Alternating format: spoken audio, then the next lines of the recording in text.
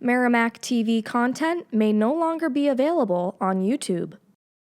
To continue watching our programs, please download the Merrimack TV app from your device's app store. Programs may also be available at merrimacktv.com.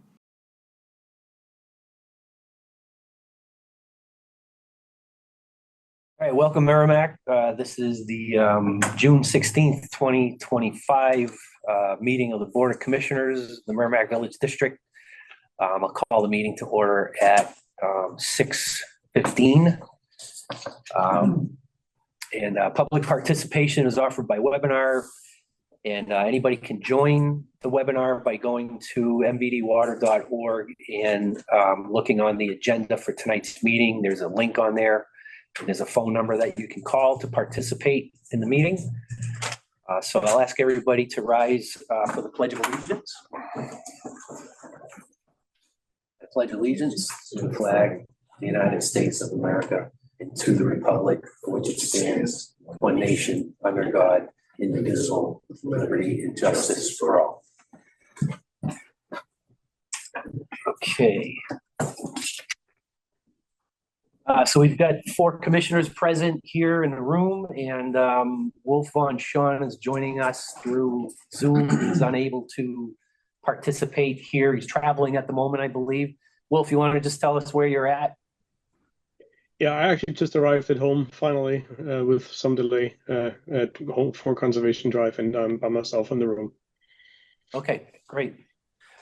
So we'll be doing roll call on any votes for Wolf's reasons. But we can start here the Human Finance and Human Resources Review with Kristen Marr. So Kristen, you have the floor. Thank you. Finishing the month of May, which is, we have one more month to go for this fiscal year of FY 2025. As of right now, our revenue is at roughly 6.4 million. Our expenses are at 5.1 million, with net ordinary income coming in roughly at 1.2 million. This income does include the payment for the loan for 2, 9, 7, and 8, which came in significantly less than what we had budgeted for, because we had some very estimated numbers when we did the budget 2 years ago. We did get the true amount and the true estimates, or the true schedule, I should say, for the loan going forward. So next year may be a little off too, because again, I still only had estimates. But if you look at that account 90206, and some of the biggest reasons on why it was off is that we were very under budget for that project. So we did not use the full amount. And the budget that I did was as if we did use the full amount of what the loan would be. Okay.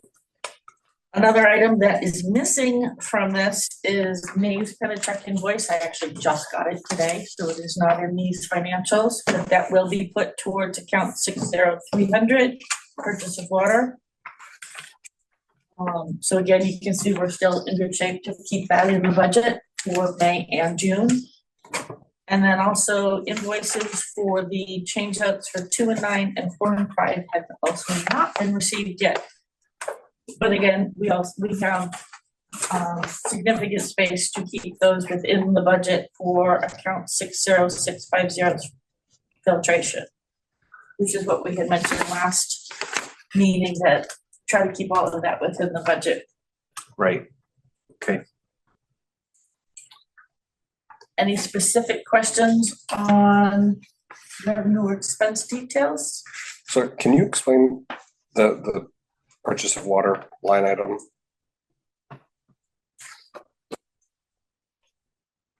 Where it's, the year to date is 266,000 plus, budgeted is 50,000. So we budgeted 50,000.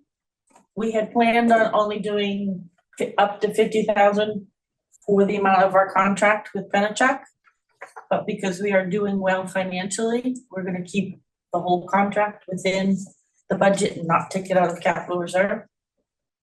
Okay, so that's why it's significantly over budget. Okay, got it.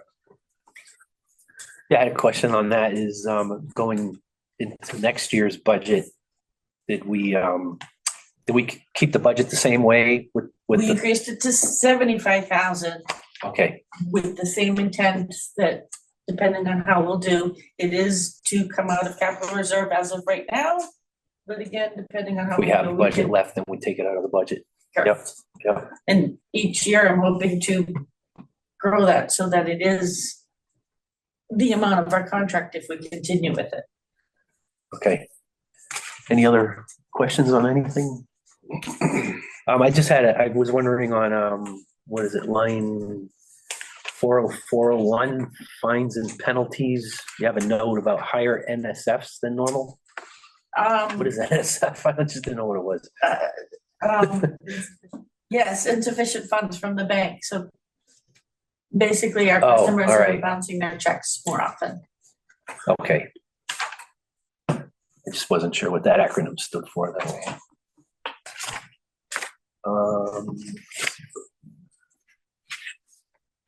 And then it looks like line item 70040, new entrance meters. That's got quite a bit more expense. I know there's more revenue to offset that for new connections too, but Correct. or new meters, I guess. Is that mostly homes or condominiums that came in? I don't know, just off the top of your head, what it's kind of mostly related to, I guess. I'm sorry, which account again? 70040. Which is new, so those are all new construction. Right. So it's either condominiums or homes or, It's obviously a mix, but I'm trying to think about something. It would be some of a lot of it could be the Saint-Gobain connections. oh yeah, okay, that's a good point. It's about 3 times the budget. That's why I was asking where it's all coming Even a from. lot of the ones that starting to come in, roll in. Okay, Your And then- condo, like the slate, those are typically 1 meter. It's the yeah, one large meter. so it's probably the homes then. Yeah, Large meters are more expensive too. Yeah. yeah, that's a good That's the point. hard one to budget, Right, because you know they're going on, but you never know when it's signed off to become where they're gonna need the meter. Is it this year? Is it next year? Is it 5 years? But yeah, again, it's offset by the entrance fees. right, okay. All right, that's good, thanks. Any other questions on revenue and expense? Oh, I'm good. You guys good? Fund balance for the end of May. Our net income again, all accounts included, is $2.3 million. Unassigned fund balance is at $21 million. Overall, our actual cash, 3.9 million. The total amount of our fund balance that's cash is 16%, 16.6%. And then total that's considered fund balance, which is asset minus liabilities, is roughly 63% of the fund balance for total. Questions on fund balance? Questions? You'll notice P9 is no longer in the columns. Oh, yeah. It's finished. Well, feel free to speak up if you have any questions. Will do. Trust activity. For the end of May, you'll see that I actually cleared out all activity for 2025. We did agree that last meeting I had some items on whether we wanted to do partial or not, or just wait till the end of the whole project and then request the full amounts that were approved for each year. So I've moved those down to 26, depending on when, and they can keep moving if the projects keep getting delayed or aren't finished in time. And then over in the last column for water purchase, we've decided all of those items that we had planned on taking out of capital reserve, we are now moving to the budget. Right. Any questions on trust funds? Anything? I just had under the equipment and facilities for 2026. Yes. There's a booster pump station evaluation. I think that might be the one at, is that Belmont? Well, the first one says Belmont booster pumps for 50,000 and then Oh, we're booster gonna cut pumps, out the NII list. booster pump station evaluation for 100,000. We go over this each time. It looks like a change.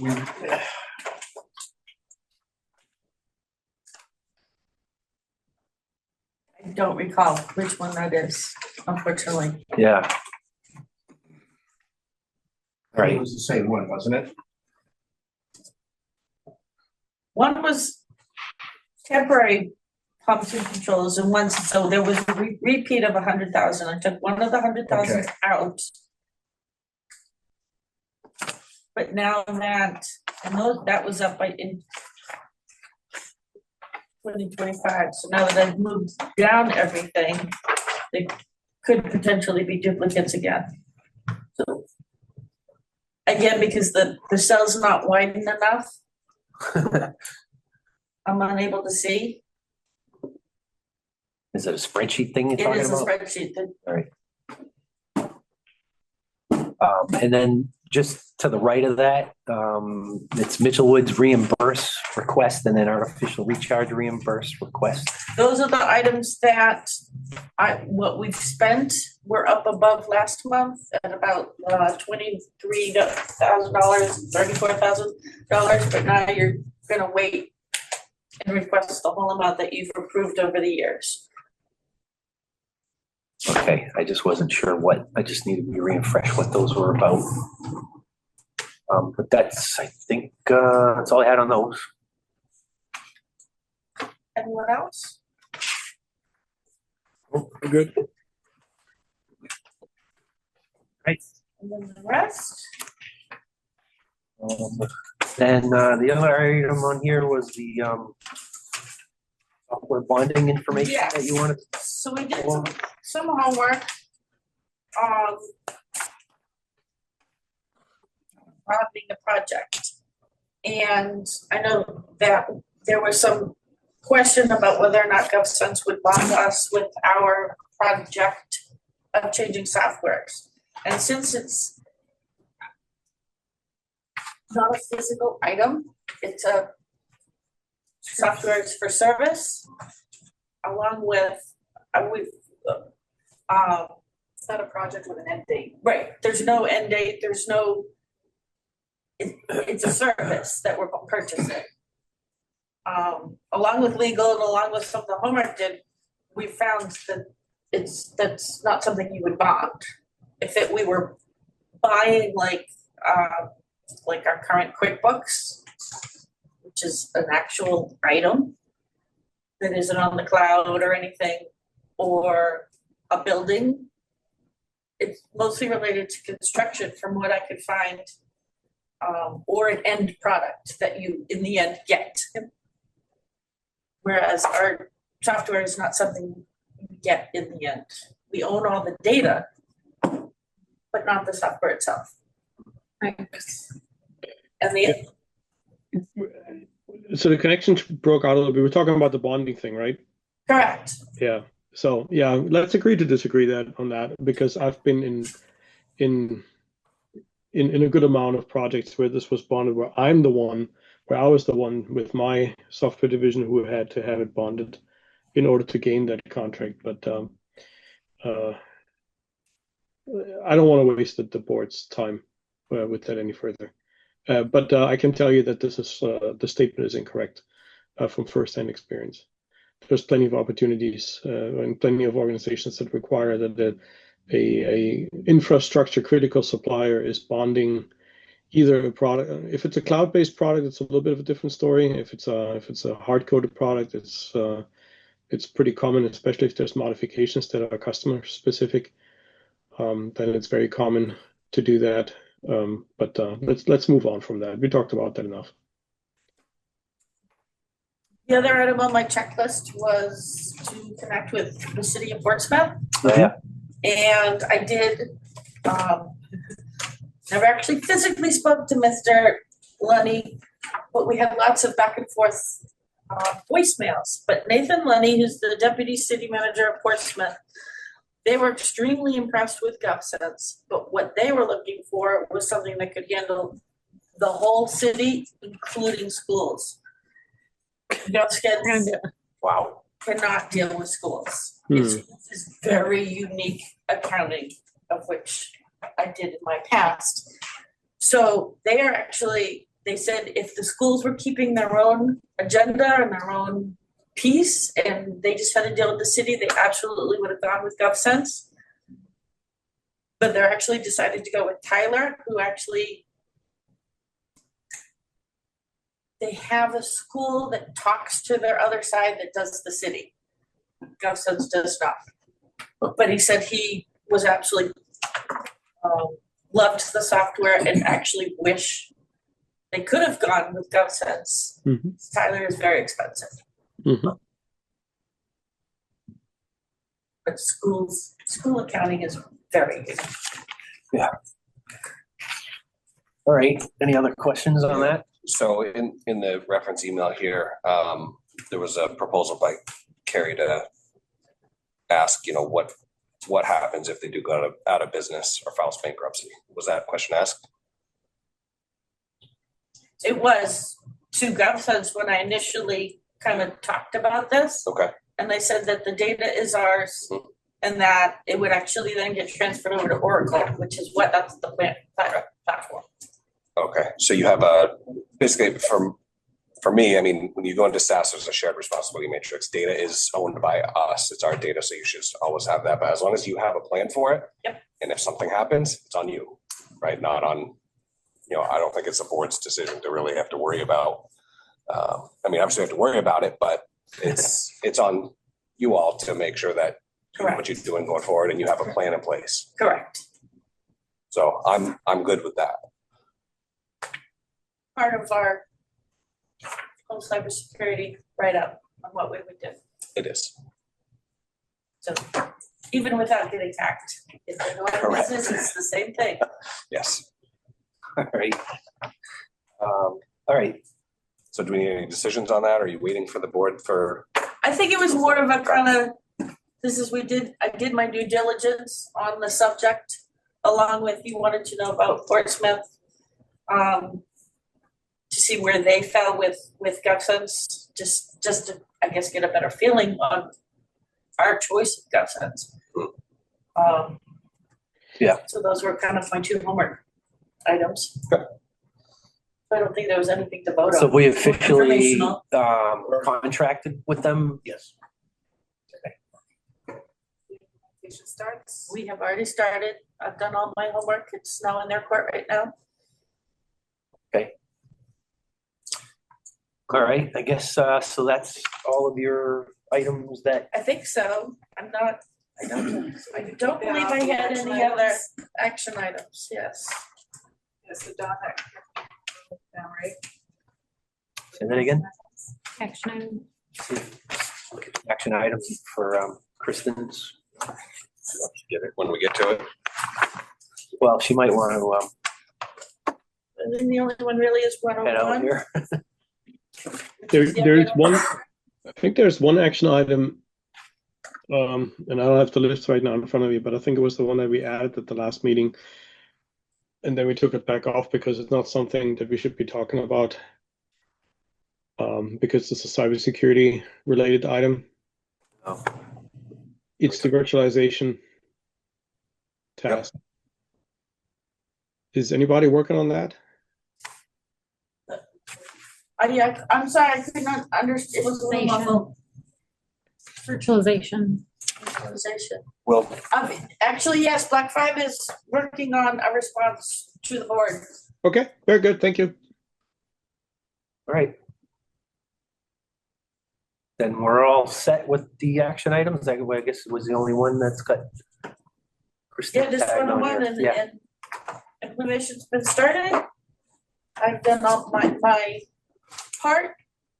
They are creating what they need to do, and then they are going to have a virtual visit with me next week. Yes, Thursday and Friday of next week. They were actually gonna come here. But we're, again, going from QuickBooks, which is so simple, to this. It was not worthy of paying their travel to come here, to literally be like, yep, use 5 things, go here. Like, and then to have a bill sent to us for their travel. I'm like, can we just do this over the phone? Oh. Like, yes, we can. Oh, good. All right. So, All right. any other questions for me? I think so. Have a good night. Great. Thanks a lot. Thank Okay, you. we're going into the regular session, and the first item on the agenda, we decided to table that. That is the Mitchell Woods discussion, and Jill, you could give Jamie a call. I just called him, talked to him, he's gonna, Okay. wanted to see if the board had any other questions or wanted to pop in, Jamie? Yep, can you hear me? Yeah. Yep, yeah, if you're all set, I'm ready to sign off. I just didn't want to sign off without your. Yeah. So before you go, I think the board had a couple of questions of the last meeting about kind of like succession with Underwood and with Jamie. So I don't know if maybe you want to go first, Jamie. You Yeah, know, that was we obviously know you've been working personally with MVD for, as you said yourself, over 30 years. Apparently, that was The early 1990s. Yeah. And you know probably where every well is and every report and things that have been done. And the question is, at some point, I know you mentioned to me several months ago that you were looking forward to retirement at some point, and the board was just wondering who's going to fill those gigantic shoes that you have right now, and if you have any kind of recommendation or plan that would make the board feel at ease that someone's going to slide right in and take right over where you left off. Well, so yeah, very good question. Yeah, so it's been a privilege to work for the MVD. I mean, I think we started back in the days of Eileen Panettiere and a couple of the other directors back when before 7 and 8, was put in, and of course it's been great. And I don't anticipate going anywhere. I'm 68, so I'll be 69 this year. It's at some point my career will slow down. At this point, it's still at the 60-hour work week, so I haven't quite figured that out. Keith knows that, and so does Jill and Ron. But I think the reality is that my transition is not going to be a cliff. I'm not going over a cliff, and I'm not going to be walking away, in that regard. However, with that said, Ryan Allen he's involved in every single project and knows where every single well is, works with Ron and Jill almost every week on various things that we're doing. And we're doing PFAS sampling, we're doing monitoring, we're making decisions on, and we're also very much engaged right now with EPA and the state on this watershed analysis that is going to be what I consider to be the triggering for getting funding, if the funding is still there when it gets done. The EPA has been kind of decimated in the last couple of weeks, months. So some of the players that were there, that were involved in this watershed assistance planning are not there now. So we're trying to sort through that piece. But I think the initiatives that we have right now are very, very important. We've got DOT engaged. We've got the town engaged on the salt, even though I don't feel comfortable that we've made a lot of progress, because there are parties that are contributing salt to these aquifers that are not adhering to some of the things that have been requested or stated that they would be doing. But we don't have we can only educate so far, and we've got to get to the point where we have a hammer and a mallet that we can bring down, and that's part of this thing what we're doing with this master plan. So, but to your point, Don, I think my goal is that Dan Tinkham will be ultimately taken over for me. He's been with me for 37 years. He's younger than I am, believe it or not, quite a bit younger. But I plan to still stay involved in this for at least the next year or two. To some extent, I may not be working full time, but I will be working at least through February of this year, coming full time. So I will make sure that Merrimack does not get left behind. That is something that will not happen. And I believe that we've got some really good people here. And now that we've been acquired by GZA, we may have 800 employees, but it's, we're still EGGI and that has been for 6 years, so for 8 years now, 7 years since 2018. I plan on making sure that someone will be there. And I think maybe the bottom line is I haven't been in front of the board quite a bit in the last couple of months, where I used to be in front of the board every month for years. I've tried not to do it because I don't, number one, it's expensive, and number two, I want to make sure that if I have something to say, it's meaningful. I haven't had anything really to share with you guys. So my transition will be to bring on Ryan and Dan in a bigger role. Ryan's already fully engaged. He can tell you where every well is and everything that we do. He knows every report. He knows every job that we're engaged in, and he's been involved for over 25 years or himself. And he's young. He's in his early 50s, so late 40s. He started out of college, so I think we're in good shape. I really feel that way, and I'm happy to address anytime. If you call me personally, I will respond. So. Good. So it's not like you're going to be gone and unreachable, and No. that's kind of what we're happy to hear, that that's not the case. Yeah. And then as far as the salt mitigation committees and the watershed grant with DES, at some point is Ryan or Dan already involved to some capacity in Oh yeah, that? Dan's the project manager for that, so Oh, all he's right, been a good. direct liaison with the state. And that's been delayed a little bit because of the issues with the state, some state cutbacks, but a lot of the federal cutbacks. So, Yeah. um, Yeah, and I was going to ask you, because I think we talked about trying to schedule a meeting, just so we don't wait till it's too late in the season, and we'll try to catch it before the salting season starts. So I don't know if there's any progress on that. Ron just sent out an email because part of it was, Oh, I don't know if you saw it in your inboxes or not, but I did send an email out to Dave Rodriguez. Yeah. Rodriguez, I was going to call Rodriguez, but requesting that He comes to a the meeting town with and, town council, okay. get that thing moving forward sooner rather than later. So that's probably something we'll do first and then have the committee meet after that. Is that kind of? I think we're still waiting on, it's the report from Jamie. I think that's what we need to have before the meeting, correct, Jamie? well, Dan is working on a mass balance with DES, so how we get that resolved is going to be that's a give and take scenario. So, I think we're waiting on, the report, but we're waiting on the meeting with the core group before we have the regular salt meeting. All right. I know I'm getting into details here, but I just, now that we have Jamie on, I just wanted to kind of, because I know that we're going to come up later in the discussion anyway, so. Yep. Well, that's good. I don't know if anyone else has any questions. I know, a couple of commissioners were asking about what it's going to look like, and we're probably going to switch over and ask Keith the same question in a minute or so with Underwood. Yeah, if no one else has any other questions for Jamie, then I guess we can move on. Sounds good. That's all right. Appreciate it. Good. Thanks for all your help, and look forward to seeing you at least for a little while longer anyways. You're not going to get rid of me quite yet. All right. Thanks a lot. Thanks. Yeah, bye now. Let me see if I can get out of here and never can figure it. I don't use this particular. There we go. Okay. See ya. Good.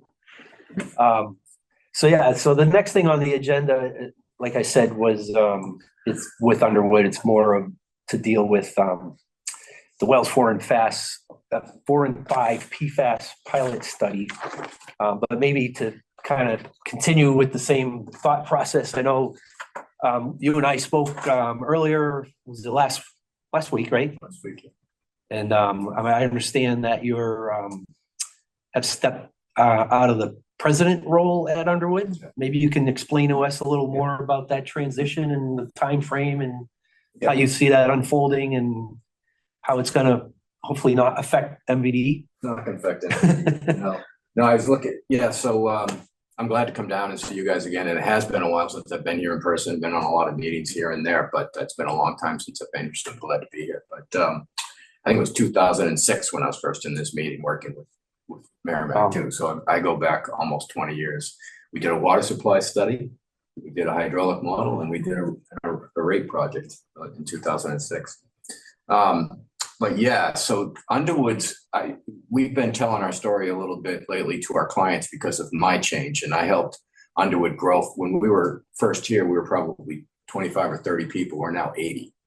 So, and that was, a lot of that was during my presidency and vice presidency. I've been president for 14 years and vice president for 6. So I've been right up there and as an owner for 20 years. I'm still an owner. That hasn't changed. I'm not going anywhere. I'm younger than Jamie. I need help. Too bad he wasn't online to hear that one. I need health insurance, and I'm working. And so what Underwood's mission is to stay a New Hampshire firm, where we do internal transitions. We're not getting bought out.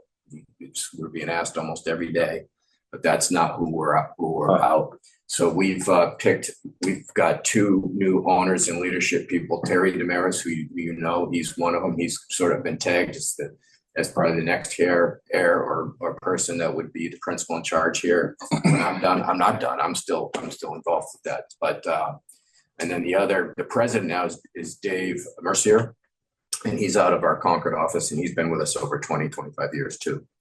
So I transitioned to a chief operating officer role. I'm giving you my new business cards. And if you're paying attention too, we have a new logo. And this all happened at the same time as I stepped down. I've only been COO for 2 months. I was president in March. Now I'm COO. And kind of like Jamie mentioned it, it's not much of my day-to-day has changed, just my title. But we are here to stay. We're trying to do the same thing. I looked at it. I think we have 10 people involved with Merrimack consistently. Peter's still here. Lynette's still here. I mentioned 2006 when we first started working on this. The 3 people that were here are still here. John Page, Mike Metcalf, he's retired, but he's still on payroll. I can call him up and get him here. Oh, he is really, huh? Yeah, I pay him just a flat rate if I want him here. So he will show up. And since a lot of things have happened for the good at Underwood too, we now have service groups. We didn't have divisions or groups. We now have a water group, a wastewater group, and a civil group, construction group. Joel's still here too, by the way. He runs our construction group. He is now in charge of 15 people running construction throughout the state. But I think it's a little unique on what we do, but it's because I think we provide better service. And our reason I stepped down a little early in my career, because it's we're doing very well, is because we're trying to make that transition smooth so you don't even really feel it or see it. That's the whole intent. What people don't know about Underwood is we've had 8 internal transitions since 1982. Nobody knows. And it's because we just kind of try to do the same thing on and on and on. So I'm just glad to be able to share that with you. And I'm happy to answer any questions you might have. But one of the things I'm personally thinking about with the COO role is I might be able to get more back into some project work before I step out. That's the fun stuff. Yeah. That's the fun stuff. So, well, it's uncharacteristic to have a president of a company. You were, when we were building these plants and everything, on a monthly basis, you'd be meeting with us, and that's not very characteristic. Terry mentioned that on the way over. You going to see Merrimack tonight? He goes, just make sure you remind him. It's not very common that the owners are right there with you, and but we enjoy it. We're working principles. It helps us stay in touch with things. Good. We're going to continue to do that. So I'm not going anywhere. I need health insurance until I'm 67. Okay. Or is it 65? I can't remember. I think that was the invoicing. I got an invoice for technical assistance GAC vessels, and there was a 50% discount on it. Yeah, Really? I told you I was gonna do that, so I did, and, I think we appreciate all the work that we've been doing with you, and we wanna continue, so, we're It's a happy, $2,000 discount. Wow, we're happy to do things like that, here and there, so. great. Any questions from anyone else about any transition or anything you might not have mentioned or, I know we were discussing it the last month or so. Hopefully made us feel a little more at ease and however it may be. I don't even know if you, go ahead. Yeah, I have one quick question. Keith, you just said you guys are doing very well, very busy, and we know that, right? So I think there were a couple things that we were looking to maybe see about, putting a little bit more on the front burner in the next couple months again. So maybe the one question, do you guys have capacity to talk about these, or are you too busy to look at those? Well, it depends what they are, and I'd like to say that we have the capacity to do it, Wolf. But I will tell you, honestly, if we don't, I know we talked about the water line because you wanted the PFAS projects. Pete was going to do it, but he was too busy, and that's why we had to bring somebody else in. Mm-hmm. So I'll just be straight up with you if I can, and but I'd like to have the shot at it for sure. I'm not sure what it is, but we are busy. I mean, we're doing.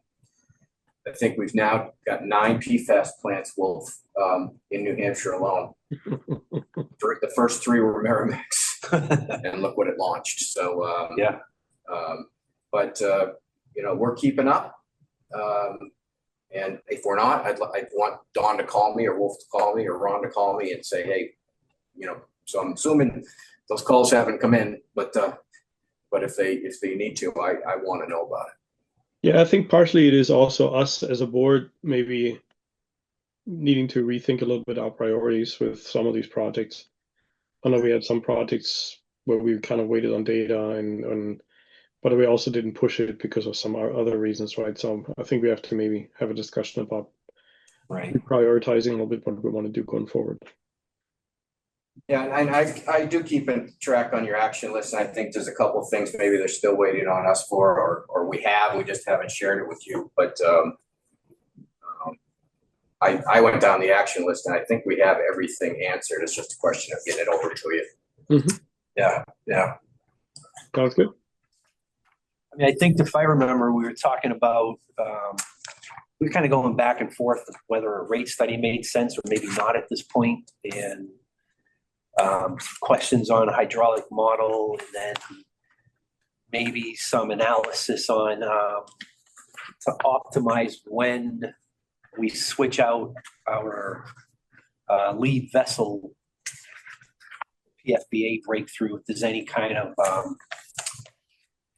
there's any consensus we can see in the charts of breakthrough and things like that, maybe to get a better handle on that. I don't know. Kind of mentioned those at the last meeting or something, but that's kind of what I think Wolf was, maybe alluding to. Yeah, and I know the pilot. Well, Lynette's going to speak to the pilot, and Yeah. she can more directly take some of those. But I know that's a lot of what will come out of that. And I know you were working on the rate updates, and I think you put a pause on that, which is fine. I think because the projections of expenses didn't, were maybe a little bit didn't come to be like we thought. So we've been in a little bit more of a comfortable position. And we've been holding off on pulling trigger on Yeah. moving forward with new sources, as discussed previous to this meeting. So That's fine. we're without a lot of tangible projects in line. It's not going to be like a rate impact unless we get expense increases on chemicals or electricity or something crazy like that. You know what I mean? So I think we've been kind of hoeing the road, however that saying goes. But so, all right. So I guess we can probably move on to the actual discussion of wells 4 and 5 with PFAS media. And I'm going to let Pilot Lynette take study, that one. right? And I'm sorry I didn't introduce, but Dan Allen, I don't know if you even met him. He's one of the new commissioners, maybe even Today. Scott was. You met earlier. All right, so I wasn't sure when you last saw Scott here, but Lynette might have probably not met Dan yet. And so that's the newest Oh. commissioner, and before him was Scott. I think you know everybody else. So yeah, if you want to talk a little bit about the PFAS pilot study. I know we have a big package in our commission packet here as well. Yep. It's saying that sharing is not turned on. Oh, hang on, I gotta make it that co-host. Okay. We don't have to share, but it might be a little easier. There you go.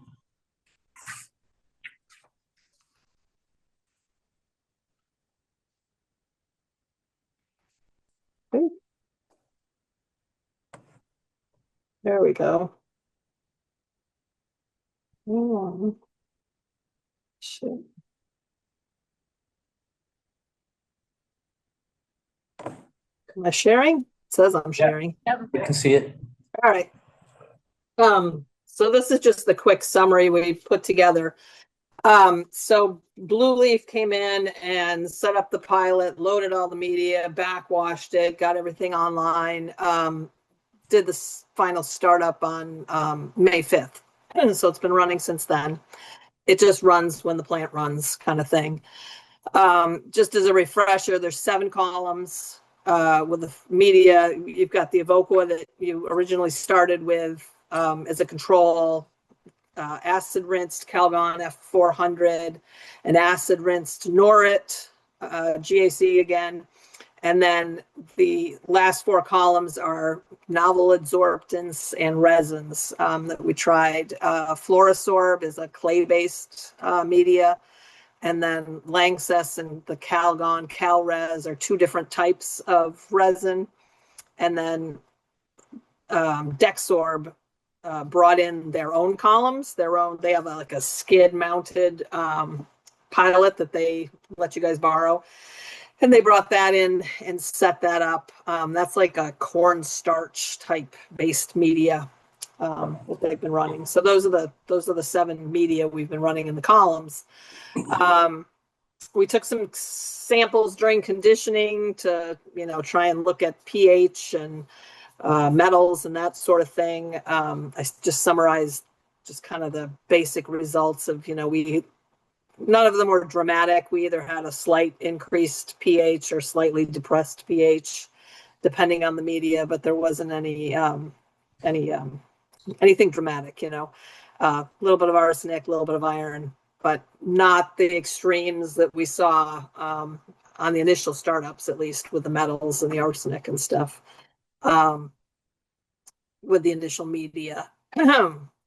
And most of the pH stuff is expected, and it's consistent with what we saw during the startups of the plants too. We had typically with the GAC, you have an increase in pH. Yours went up to, maybe high 8s in general, and came down fairly quickly. Whereas some of the plants out on the seacoast have seen a much higher, they've been like 9.5, and they've just stayed high for a lot more bed volumes than we've seen in Merrimack. So the pH hasn't been such an issue here anyways. So as far as sampling, Nick has been grabbing samples the first week of each month. So he just grabbed them. I don't know, we're probably in the 3rd week now, aren't we? Time flies. June 3rd, I think, was the last sample that he grabbed. He's filling the bottles. Jill's sending him off to EPA for the analysis. We've only gotten the first 2 sets of data back from the April and May samples, so we don't have a lot to report to you, but as it fills in, it'll start making more sense and we can see more of what's going on. And then I just summarized in April, only the 25% port was sampled for the resins and the novel medias, and we did have some breakthrough at that point. The reason it's breaking through in those faster than the GAC is because they've processed more bed volumes. So the novel medias and the resins have only 3 feet of media in them because they're running on a 3-minute empty bed contact time, whereas the GACs have 10 feet of media because they're running on a 10-minute empty bed contact time.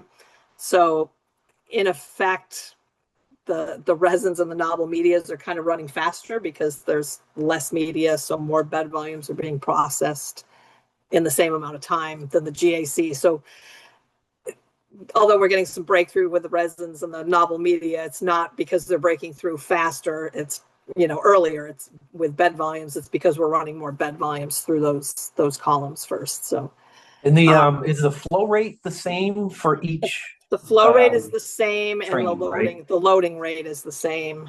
Okay. And then the GACs are all at 10 minutes, and then the resins and the novel media are all at 3 minutes empty bed contact time. So those are all standardized. But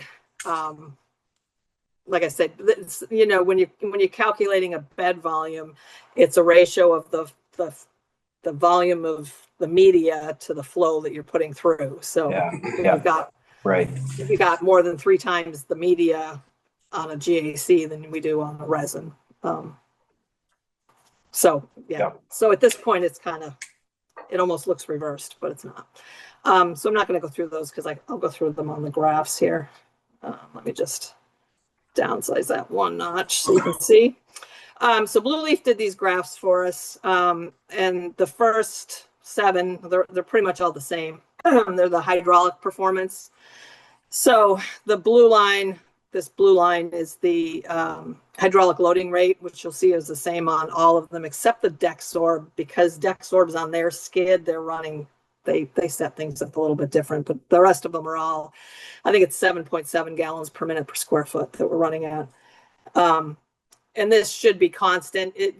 It will vary because the operators are adjusting, every time they go in.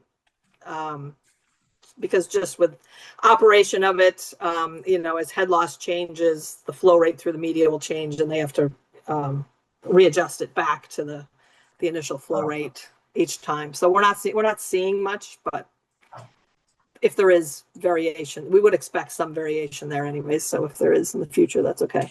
The black line is the head loss through the column. So you can, and then the dashed line is a best fit line here for that. So as you can see in the Savoqua, we started with about 5 PSI head loss and we're up to about 6. So it's been a little bit of a slow increase.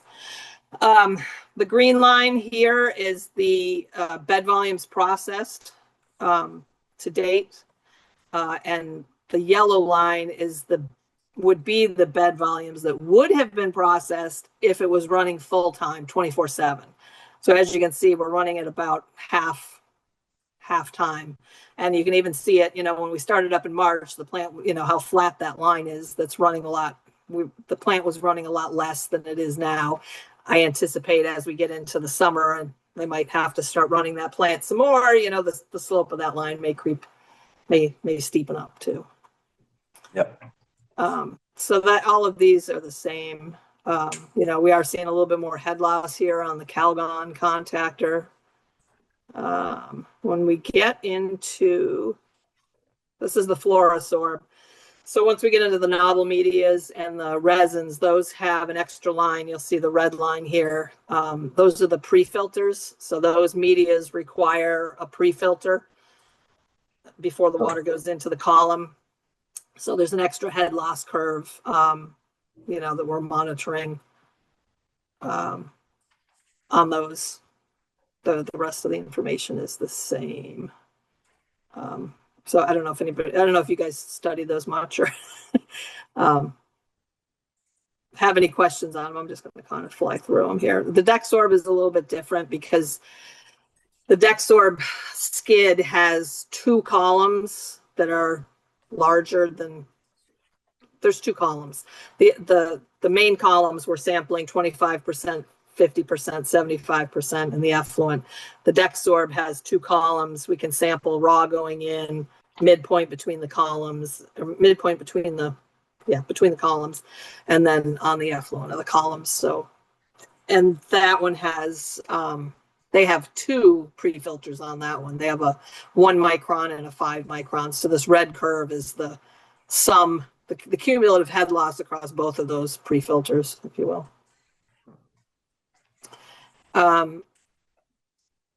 This was a results that they posted of the PFOA. I've asked them next time we give this to you guys to add PFBA, because I know that's what you're primarily concerned with, is the short chain breakthrough.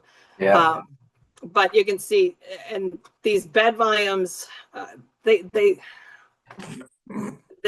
plotting bed volumes at each port. So ultimately they'll plot all the points and they'll kind of stack on each other for the full scale. And the reason I'll talk about that more when I get to the charts. But so these are based on the port. So what we would be looking at is we would be expecting it to be breaking through at about 30,000 gallons, or I'm sorry, 30,000 bed volumes through the full column, which is what we usually deal with the full size vessels. So they projected it out at when PFOA would break through the 4 parts per trillion limit. They didn't plot they'll do separate graphs for like the PFBA. I did just by hand plot the PFBA on a graph, and it was PFBA for most of the columns was breaking through at about 5.5 at about 15,000. So it'll be over in this area somewhere. And then the Dexorb actually broke through a little earlier. Dexorb was actually like over in this area.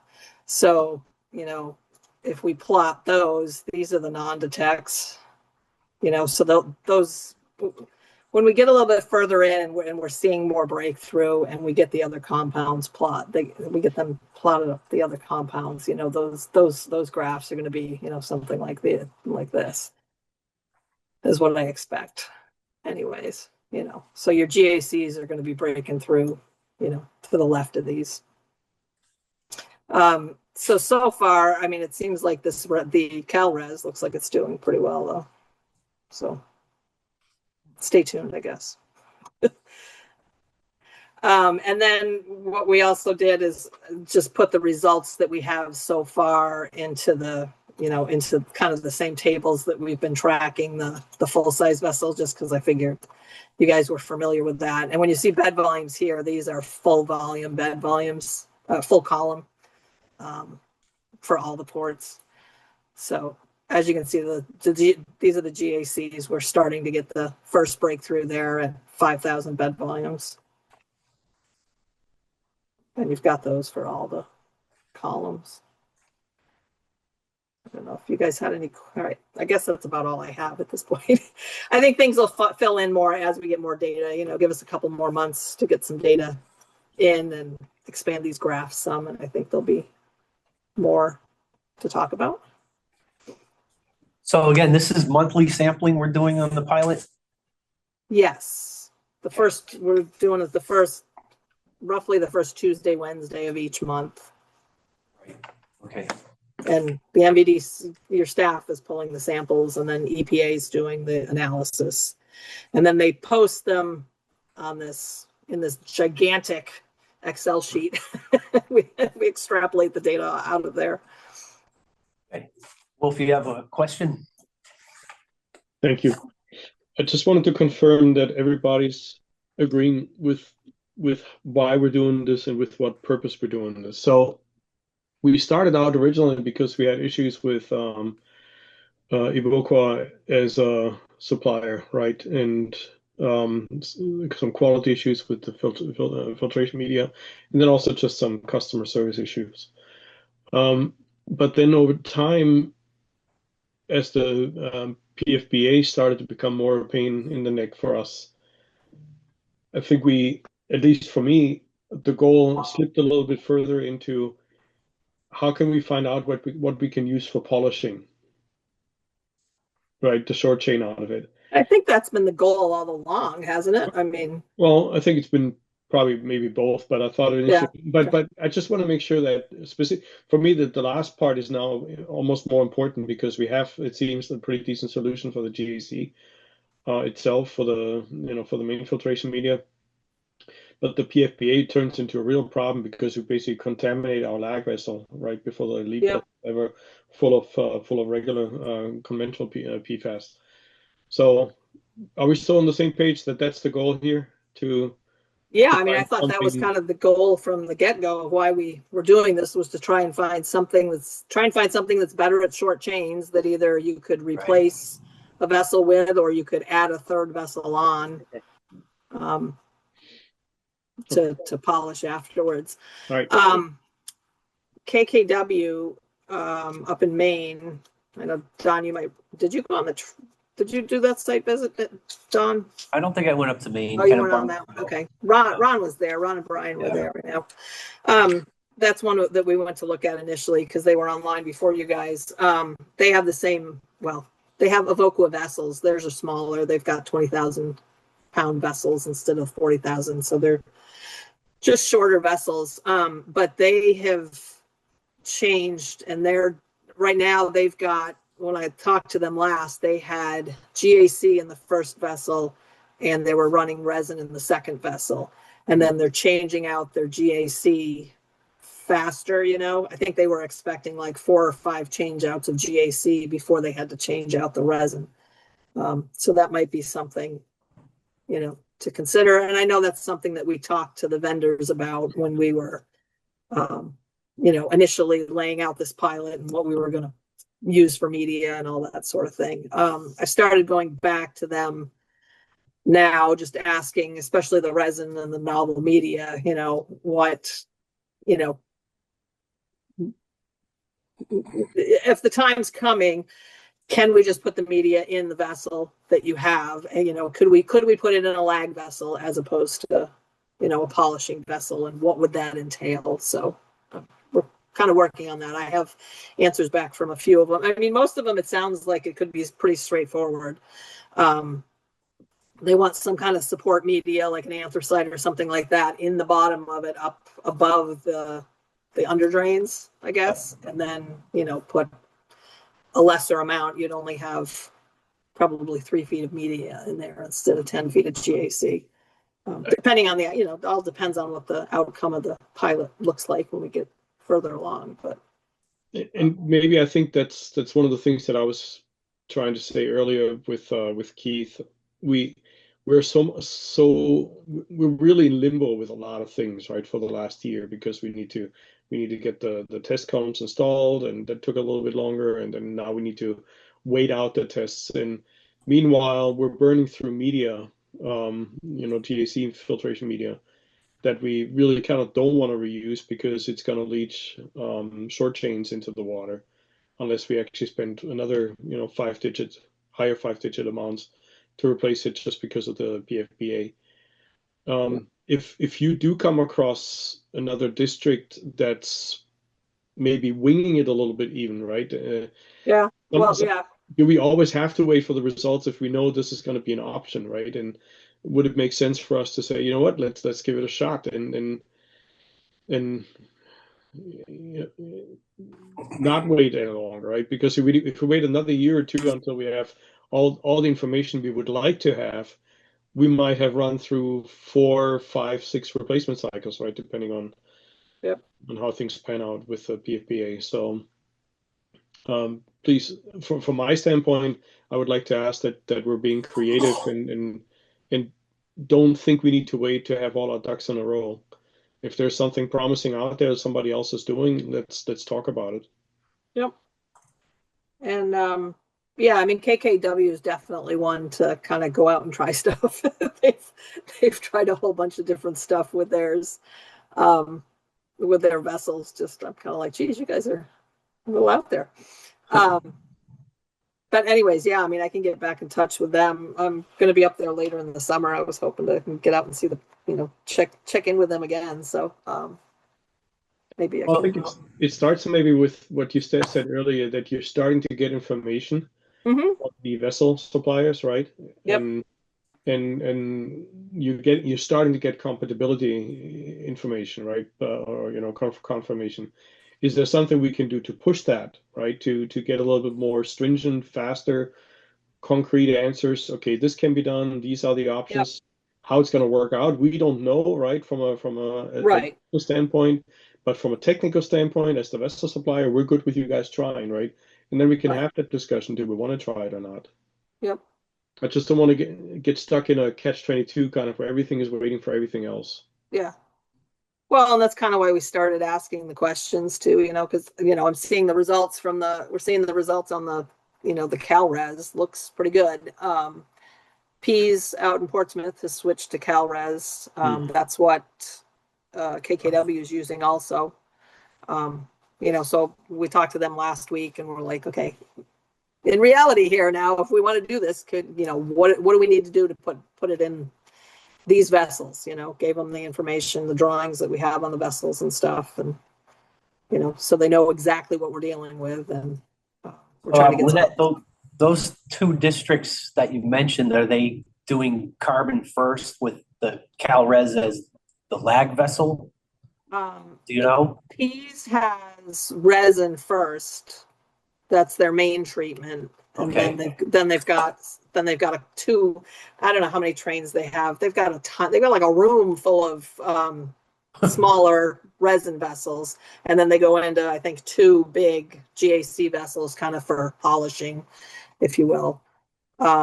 They started out using a Sorbix resin, I think, and they had some trouble with it with manganese and some head loss issues and stuff, and they were having some pressure issues, so they ended up switching to the CalRes because it's a macroporous media and it can take higher pressures and stuff. That was the main reason they switched. And then KKW switched over. They have the Evoqua vessels that you guys have, right? They started out with the coconut carbon. They were using the coconut-based carbon, and they ended up switching out to, last I talked to them, and this was probably, I don't know, 4 or 5, probably 6 months now. They were using resin in the lead, the CalRes, followed by Calgon carbon in the lag vessel. Trying to, I'm sorry, did I say that backwards? GAC in the first vessel, resin in the lag vessel, because I think he said there were like 4 or 5 change outs of GAC that they were going to go through before they would have to change the resin out. Because the resin's a lot more expensive to buy. You've got disposal issues with it because you have to pay to dispose of it in a landfill. You're not regenerating it. Yeah. It's a single use. So to try and preserve the resin, they're changing out, they get breakthrough of the GAC and they change that out instead because that's the cheap option, So I'm assuming their criteria for changing the lead carbon vessel is what, just based on PFOA breakthrough or something? Probably. I mean, when we've talked to them in the past, they've pretty much run on regulatory compounds. In the very beginning, when they were starting, when we first met with them, they were, they had kind of made up their own standard of like half of the MCL or something like that before they would change out. They seem to push it a lot more than you guys do. As far as maximize, I know they were kind of very big on the mentality of maximizing the use of the media. Right. So they're definitely focused on regulatory. Lynette, can you remind everybody how long the pilot is supposed to run? Kind of to Wolf's point, what is our schedule on the pilot, or how do we end it? What was the target end? Well, it depends on when the breakthrough. We'd like to see breakthrough from the columns. I mean, right now we're starting to get breakthrough on the 25%. On them, and we're like 2 to 3. I mean, well, let me back up. The resins, we had breakthrough on the first round at 25% after a month. So we might be only need to run them 4 months before we have full breakthrough on the resins. The GAC may take a little longer, but we had the PFBA started coming through this in May, so that's only 2 months we'd run that before it broke through. And the other thing is once we get into the summer months, I assume they're probably going to be using those wells more. There'll be more, it'll be running more, so it'll go faster then as well. Yeah. So I would assume within 6 months, we'd probably have breakthrough on all the vessels. But as we get the data, there's a little bit of a lag, with EPA, because like we just got the May sampling data probably last week, I think. So it's running a good month before we get the sample results, sometimes longer. Yeah, it's funny because I'm on a groundwater committee of New England Water Works, and we put together, well, as you know, PFAS conference in the past, and the New England Water Works committee, and they decided they're not going to do it again because it's just too much information to present, I guess, in one sitting. But this right here is really important to get perspectives from all of the New England filtration systems, the plants, and how are they now that they're built. First it was like, how do we build these things? And that's still ongoing, right? But now it's starting to it's going to transition in more of how do you optimize these. And if you could get a story from everyone and see what works the best, that seems to me would be a very useful seminar on its own, just that issue alone, basically. I've noticed it with that one and even with, just New England Water Works, with the annual conference and in Worcester and stuff, initially it was, there were a few people talking about how to design them. And now some of them have been built, especially Massachusetts. So now people are starting to come out with some of the data of, mainly like the startup stuff that we had, months or years ago. Exactly. Kind of thing, going, oh, we have this pH issue, or oh, we have this iron issue, and we're like, yep, bingo, we knew that. Right. So there's more plants. There's the last conference I went to, there was still only, they were still talking, they were giving some startup results from the Westford plant, which was under design around the same time you guys were in design, right? I know like Air and Littleton have put it in, Devon's, there's some plants down there that have started reporting some data. Right. Yeah, I haven't seen any conferences come out tailored to that question specifically. So, and it's probably because everybody's in the phase now of trying to see what works the best. Well, right. A lot of them everybody's behind you guys though. So I think most of them are just starting up. Maybe they're doing their first change out. I think most of them that I know of, they haven't even changed out yet, or right. So that data isn't really coming out yet because you guys are so far ahead of everybody else, right? For the most part.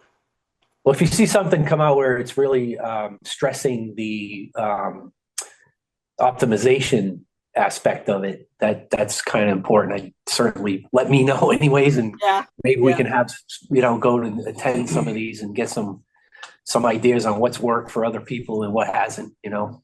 Oh yeah. Yeah. Like I say, that. I think it's just you guys are way ahead of the curve.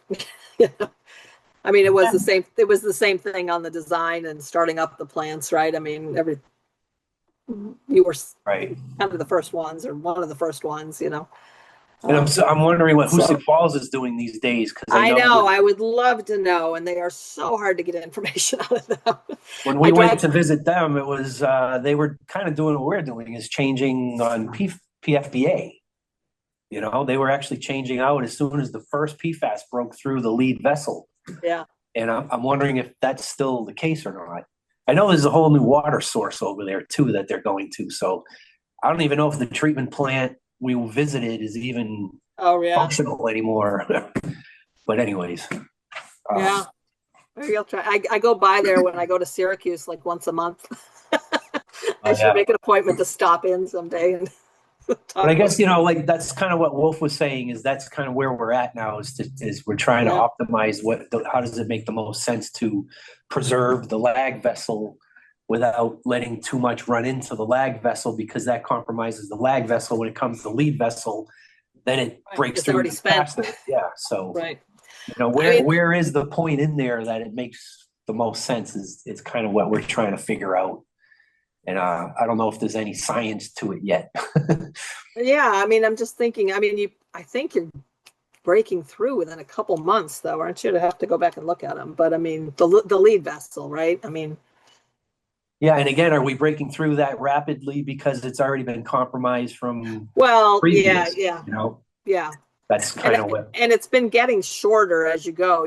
Those first two are they're kind of misleading because you've got 2 full vessels of virgin media, right? And then after you start changing it out, now you've got reactivated media, plus you've got lag media that's already been loaded with short chains before it even gets to the lead position. So now we're getting in, so it's been decreasing, and I don't know if it's because of the loading or if I'm wondering if the reactivation has anything to do with it too, because 4 and 5 is the one that we've got the most data on, but the change out, the time to breakthrough has been going down, from like 5 months to 4 months to 2 months kind of thing. Yeah. And I don't know if it's because it's loaded before it gets, it's fully loaded before it gets moved to the lead, or whether it's, I'm also wondering, is there any impact of the reactivation? I mean, it's getting, you're getting what, 10, I don't know, Ron, what's it running for makeup? Do you know? Is it like 10 or 15% still? 10 to 15%, but I don't know what the last one was either. So I have to look at that, but it's been 10 to. So, I mean, it's slowly getting changed out, but still, I mean, you still have a good, mass of reactivated material there. It's been reactivated multiple times. And I wonder if that has any. Yeah, you don't know if the reactivation is perfect 100% clean after impact. It goes through the process. Is there some PFAS left behind or not, or who knows? Well, I don't think there's PFAS left behind, but just like the pore structure of the material and stuff. Is it, does it absorb as good the second time around and the third time around and the fourth time around? Does the performance of it decrease over time? I don't know. I mean, right. I'm thinking there's probably not a magical solution, but I like that we're going to have, once the pilot study, and I think we owe it to ourselves to let the pilot study run till we are breaking through every column. We have all the data we can, because, then if we wanted to say, okay, before, based on what comes out of the pilot study, if GAC is still doing okay, well, then maybe we want to say, okay, so for this year, we are going to do something crazy. We're going to have a few more change outs, and we're going to say, okay, what if we don't fill the lead or the lag vessel? What if we just swap them over at the lead breakthrough? Does that buy us more time? So I'd love to, before we start ditching whole units, let's look at the data we have from our units, the data we have from our GAC units. Unless there's some magical thing that comes out of this, because again, the Caliban, that might be a great solution, but the cost of buying fresh media and then disposing of media, that's not, something to sneeze at either. Right. So then maybe it might be, okay, can we dial our systems in more and change the way we're swapping tanks? Would that buy us more time? Yeah. So, I think being on the beginning of the end of it, we want as much information as possible so that we can take in all the information, maybe tweak some things to see what it does, because, media is not cheap and disposal of media is not going to be cheap. Right. So, and it may get to a point where we want to take one vessel and put, a resident or something like that. But I don't want to start just throwing media away. Right. Makes sense. And I think we can do one plant at a time, new media, reuse, and they will store our media. So if like we did say 4 and 5, with the new media, the resin, whatever media that we pull out of 4 and 5, we can use replacement media at say 7 and 8 until that's used up. Then we go with the new media there. Yeah. Use what's there. I just think, at 7 and 8 you know, until you burn through it. Then Right. eventually there's gonna be something that's gonna be thrown away, but. right. And I just think that, you know, the resins are gonna have to be looked at really carefully because there is gonna be a cost to disposal, Yeah.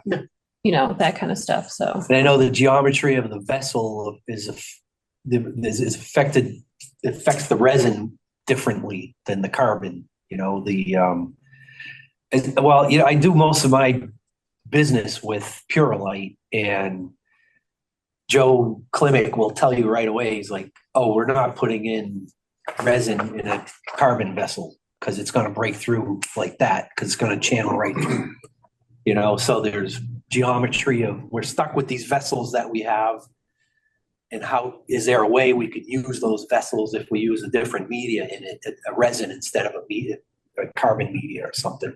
I don't know if all those resins would say the same thing or not. Well, that's the thing. That's what I'm trying to find out. And most of them so far have been and I've only heard back from 3, I think, out of the novel medias and the resins we're looking at. But so far they're coming back with, yes, we could put it in those vessels. I need to dig with them further, you know, on the details of it. And, you know, that's one of the questions is it going to affect the performance at all if it's in this, you know, I mean, it's going to be, I assume it's going to be a wider spread of. Yeah, maybe you just distribute it better or something. Yeah. I don't know, you know, We right. got the nozzles for 4 with 4. Yeah. Yeah, and I sent that to them when I sent the package out to all the vendors. I sent it to them.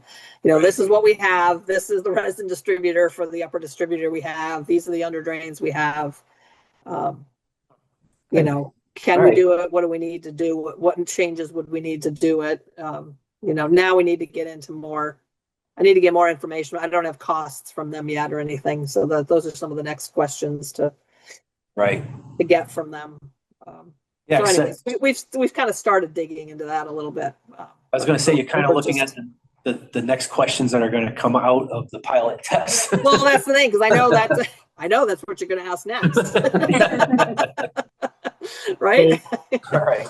So this leads a little bit to back to the question I had earlier. We're having pretty detailed discussions here, right? But we also have consultants in the room, and we have management in the room. Who's driving this for the board? If I can ask, because traditionally, Don and I and Aaron and we've been pretty involved in these discussions. We've been driving this quite a bit. But the reality is, Lynette, you're front and center with all of that. You refer to other districts that we don't have really the information from. Right. I guess what I was trying to say earlier, I want to make sure that it's not us who's driving this. And if it is us, then we need to know that. When I say us, the board, right? Is management driving this with you? Are you driving it with management? Who's proactively pursuing these tidbits of information? Because we can all sit here 2 years from now, and I'm not being critical. Please don't hear me being critical. I'm just questioning, are we approaching this the right way? Because right now everybody is waiting for data. Everybody's waiting for the columns. I'm not saying that's wrong, but I'm also seeing other districts taking a chance, right? And maybe learning something from it a year sooner than we are right now, because we're very strategic about it. And I'm an engineer myself, that. So I want to base my decisions on data. But if there's hot facts coming out of other districts already, how do we ensure that they're being brought to the management of the MVD and to the board and not being found out as part of a half-an-hour conversation? Well, I'll jump in, Wolf, because I appreciate your question. And our scope says we will get you that information. It just may not be in the time frame that you wanted. So we would probably need some direction from you from a policy point of view, that if you want some information or some direction sooner than the outcome of this 5 or 6 month pilot, then we would probably need that from the board. But you will get that. The answers you're asking for are coming out of the pilot. It just It's just our normal scope would say we'd give that to you in 5 or 6 months. And maybe that's too long for you, and so we probably need to have some direction if you wanted something in the interim. Well, I think that's, and I appreciate what you're saying, and I hear where you're coming from. You want to know what mandate you have, right? But somewhere in the room between the board, between management and our consultants, there has to be a technology owner, right? A technology driver, somebody that's proactively sniffing out what's going on in other districts, in other countries, for crying out loud, right? And with other suppliers. And I don't know who that is. Traditionally it's kind of all three of us together whenever we meet once a month, and we don't meet always once a month, right? Sometimes we don't meet for half a year until there's new data coming out. And I'm just not sure, are we still having the same, temperature on the boiler that we used to have when we were going through these PFAS filtration projects, where we really had, a high tact rate of communication, of updates for each other. Hey, I found out about this. Hey, I learned about that, and this impacts us. I'm just not sure if I see the same ingenuity anymore, collectively, and I'm not sure who should provide that ingenuity, because we have no time to lose, right? Every time we have filtration media saturated with with PFBA before we have it saturated with any of the other ones, we're losing money, right? Or we take the risk and let it leach through for a while, which we kind of committed to try to avoid, even if it's unregulated and short chain and has a much higher tolerance in the advisory levels. I just don't know if I fully understand who's the owner of saying, I'm running with this, and I'm making sure that the MVD is up to snuff throughout, all the time, with new information, with new opportunities, things to consider when we talk about these things, and not sitting here waiting for, well, we still have the pilot tests running, so we can't make a decision. We really don't know where to go from here, right? Yeah, yeah. And that might be a discussion between, Ron and you, Keith, right? And you guys finding your roles between the two of you. And if that means that somebody needs more capacity or funds or something to be that watchdog for us, okay. But I think we as a board, although historically a lot of times we have been, specifically Don has been that watchdog a lot of times. I'm just not sure if that's our role as a board any longer, right? Yeah, no, I understand. Yeah, and maybe there has to be a discussion on how that I think it's that risk reward, what risk we're willing to take in terms of dollars and cents and timing, and then getting a scope together and getting an engineering test together. That's the easy part. But I think, to your point, we want to understand what the board and what the district would want to do in terms of that. So it's a good discussion, and it will take more. I mean, another thing we can do is, we can dive into this more, like purposefully, in anticipation, I guess, of the pilot results coming out. I'm just thinking, like, there are systems, there are plants that are up and running, and I kind of try and keep my fingers on what they're doing, as best I can, but it's kind of a side thing, you know what I mean? I don't have an active project that I'm researching it for, so. Right. Do we want to be intentional about it and say, okay, kind of like when we did the media, to figure out what we're going to do with the pilot, right? We had a job, and it was look at what media is out there and which ones we should pilot. And we kind of did a little mini study and, worked with you guys to decide what medias you wanted to pilot. Maybe we do something like that. We, dig into some of the operating plants right now and get some more information from them, take the time to do that, and give you a little report of these are the ones we called, this is what other people are doing, and maybe it gives you some ideas of something to try, or somebody that we want to get more information from. I don't know. Yeah.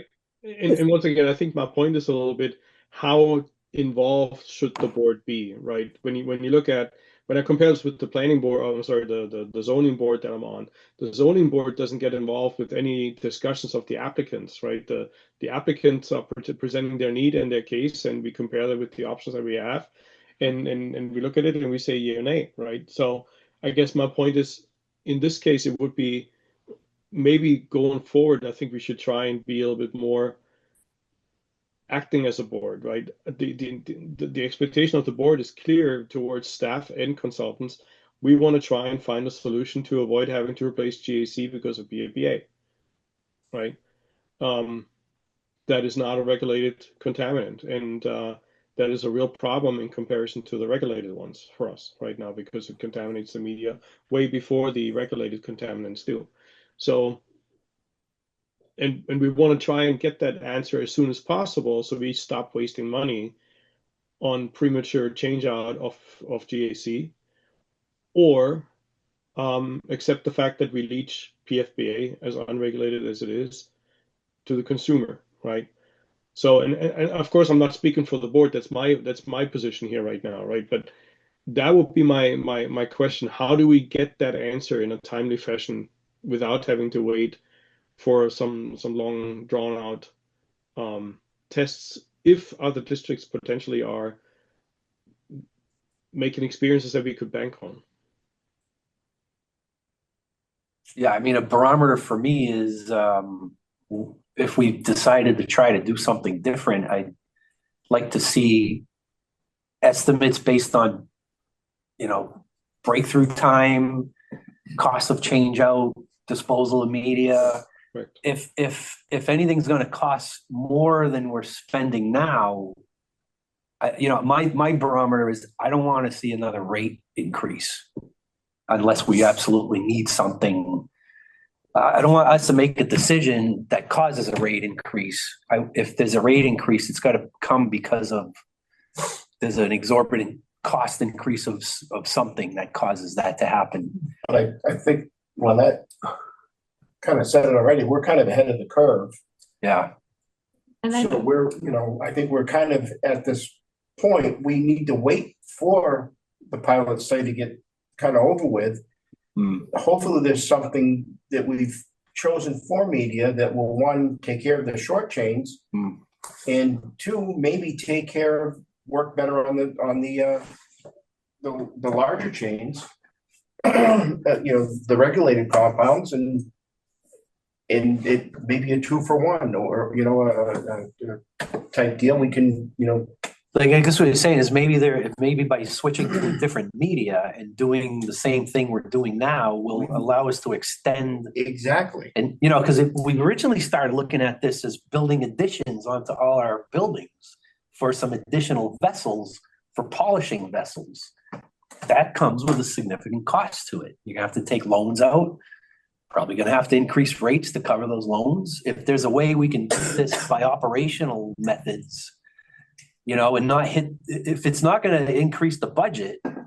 In other words, I got to make sure that whatever we're going to do is not going to increase our budget. It's only going to. I mean, we initially. My point is though, when I hear that we're slowly getting information about media compatibility with our vessels, for example, and Lynette, please, I'm not trying to put words in your mouth, right? I'm just, all I'm saying is, I don't want to wait until we have the test column results, and then we need to go through another half a year of clarification, because let's face it, those vendors aren't the fastest under the sun either, right? Yeah. I don't want to go for another half a year of clarification. Well, this looks really promising. The Dexorb looks really great. We want to try that out, but now it's tooth and nail, pulling teeth, right, to find out if we can even use Dexorb, or what kind of configuration changes do we need to make. Right. That's what I'm trying to say. I don't want to wait for sequential, oh, now we learned this, so now we can ask that next question. I want to be a little bit more concurrent if we can. Right. Well, I was happy to hear Lynette was saying that she is asking some of these questions, as to the vendors and costs, and what vessels would be appropriate for which resins. If we do end up with a successful resin that works better than the carbon that we're testing, these are all, I guess, looking at like anticipating what the next question is going to be before the pilot test is done, to try to get a jump on it, I guess.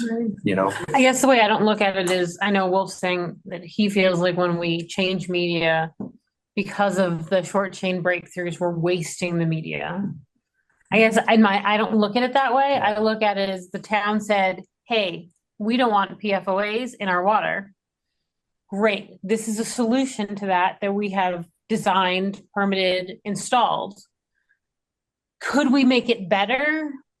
Yes. Is it broken right now? No, not really. It's doing what it needs to do. We might need to change timings a bit. And if we need to, put another change out in our budget to make it what we want it to be, then that's something else.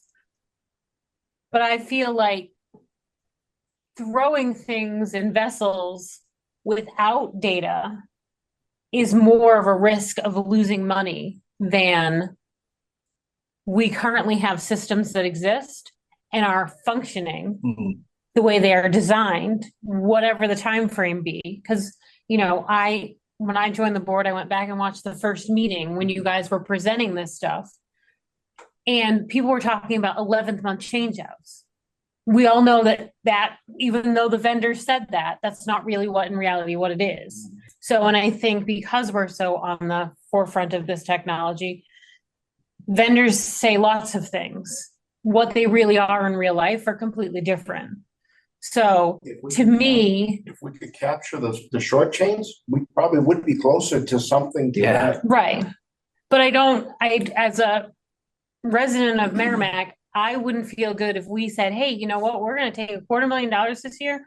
We're going to put different resins or different technology in each vessel. We're going to see what sticks. That makes me super nervous. No, I I'm don't not want to saying be that on the at all. forefront of that. And I'm not saying that at all. I'm saying take advantage of experiences that some other water districts are maybe have made already, right? I'm not saying let's shoot a lawn dart in the air and see what happens. Right. And I know you're not saying that. I just feel like I don't think there's any magical solution that we don't know about. It's all about tweaking things for your facility and stuff like that. I think everybody is at the point where they're throwing darts at a wall in their own way, in their own budgets. That if there was something that was a magical 8-ball that worked better than GAC, which is over 50% of the market, it would be at all of the vendor. It would be. I mean, part of the problem is it's the perfluoro acids that are the problems to remove more than the sulfonates. And we are PFBA, it's PFOA, it's the acidified PFAS that is that's the hardest to remove. And that's what we're stuck with, It's also different water quality too, the DFI and manganese or however sodium chloride. Right. Everybody's a little bit different. May not necessarily work the same way for us as it would for somebody else. Yeah. Which is good that we're doing the pilots because we do have chlorides in our water more than a lot of other water systems, and those do affect resin. So, we certainly have to go through and do what we're doing with the pilot tests. And I think the pilot testing is also great because if we get to the end of this and we say, these two resins did really good, this type of resin might work really well for us. Then we may say, okay, now let's fill the columns with all of the competitors of this type of resin. Maybe we could even dial it in more before we look at, something like resins where we can't recycle it, we can't reuse it. We're going to buy truckloads of it and then it's going to go to a landfill, which doesn't make me feel warm and fuzzy about that either. Yeah. I mean, I always go back to look at the presentation that was done for the Warren articles, and the goal that was presented was the goal is to have non-detect PFAS in the drinking water of all PFAS. That was definitely stated, and that's what the customers heard. And that's kind of why I think we're shooting for that goal still, because that was the goal.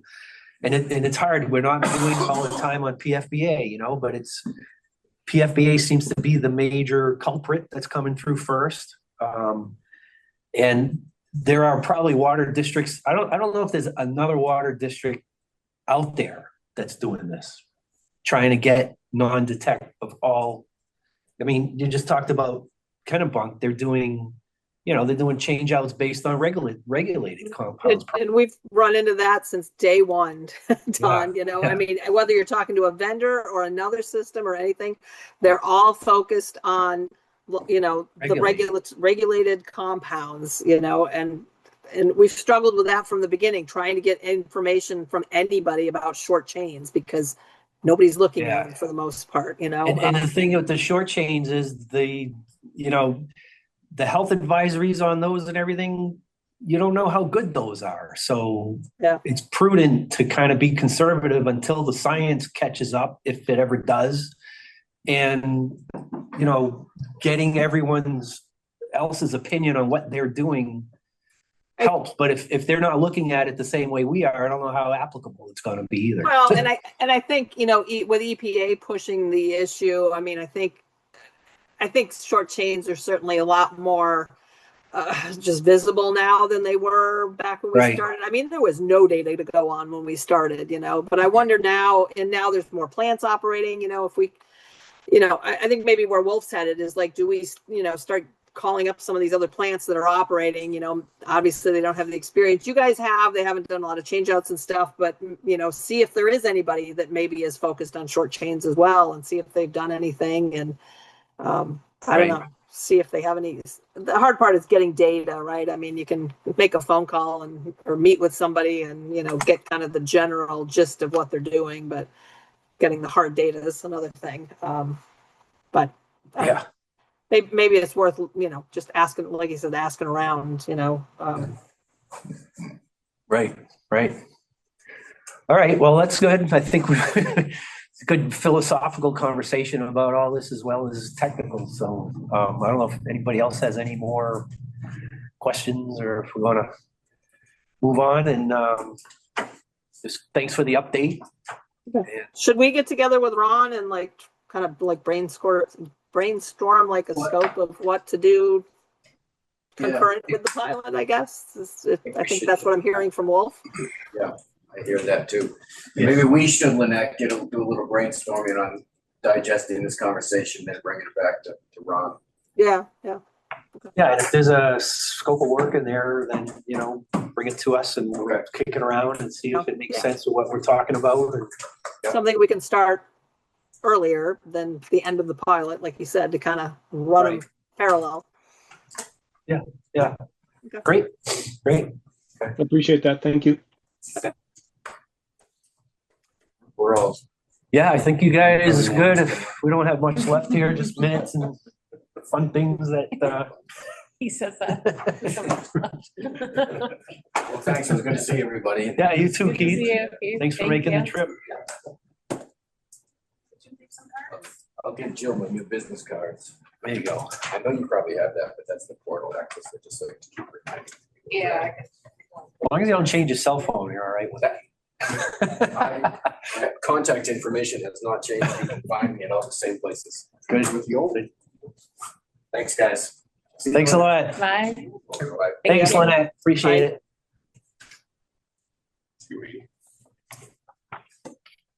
All right, so I guess we can move on, wrap the meeting up shortly here. So the next item, number 3, is authorizing the superintendent to execute the large public water supply lead service line inventory grant. So I applied for and got that there's a $60,000 grant that we can use towards the service line material location, whether we do potholing or whatever. We have $60,000. It just has to qualify under this grant. So all I need is a certificate of vote of authorization to take a vote that we want to accept the $60,000. And then Don, if you could sign this. Right. Then we can get it over for governor and council approval. I don't see any downside on accepting a grant here I at would make a all. motion Or to accept $60,000 as part of the large PWS lead service line inventory. Second that. All right. Require any further discussion or questions on anyone's part? Motion by Aaron, second by Dan. Seeing none, I guess all those in favor signify by saying aye. Aye. Wolf, how do you vote? I vote in favor, but Dawn has a question.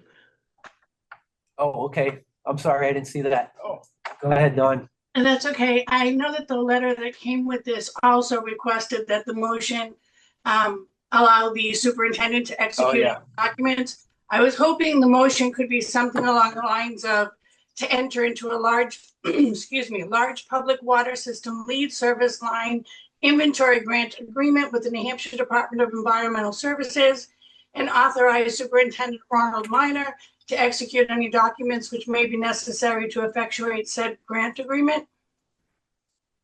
I will take that as a friendly amendment. Yes, I Thank agree. you. That passes with the second as well? Second, yes. Yeah, Okay.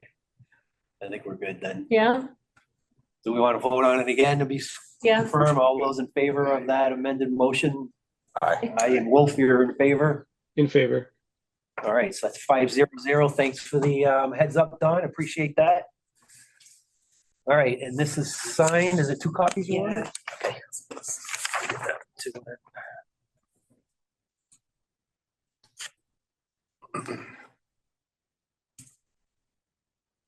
Oh, that's weird. Yeah. All right. All right, moving along, we are at the superintendent report. And the treatment facilities, Does Don still have a question or is? Just gonna. Don, yeah, okay. Good point. Just making sure.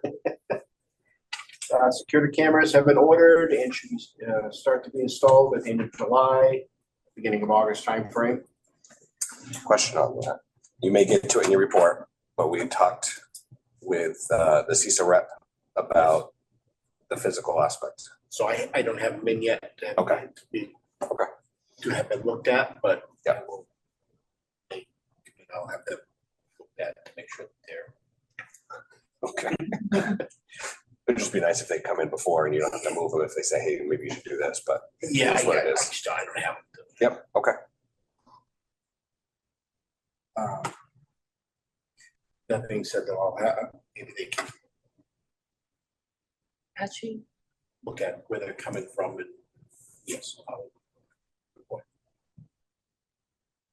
Yeah, preemptive instead of reactive. Yeah, where they, yeah. Yeah, if they're available. If not, it's better than nothing.